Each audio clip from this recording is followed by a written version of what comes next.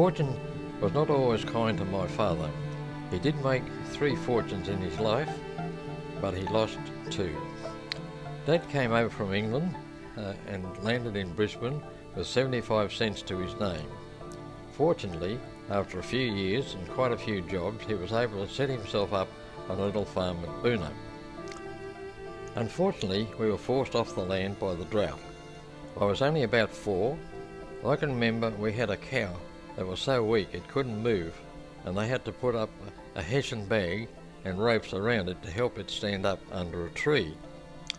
And wouldn't you know it, the night they sold up, it rained cats and dogs. We moved down to Sydney, and Dad got a job selling insurance to farmers.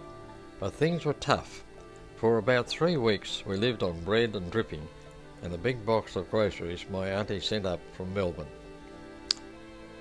Fortunately, Dad made enough money from the insurance to buy an estate at Albion Park Rail.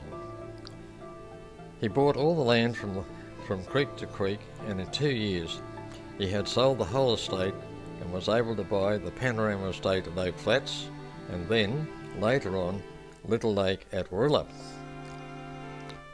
Unfortunately, the Depression hit. Well, that left Dad high and dry, and he lost all his estates because none of the people he sold land to had any work. Fortunately, Dad had a good friend who gave him 60 acres of land on the Illawarra Highway at Albion Park and told him, "Pay me when you can."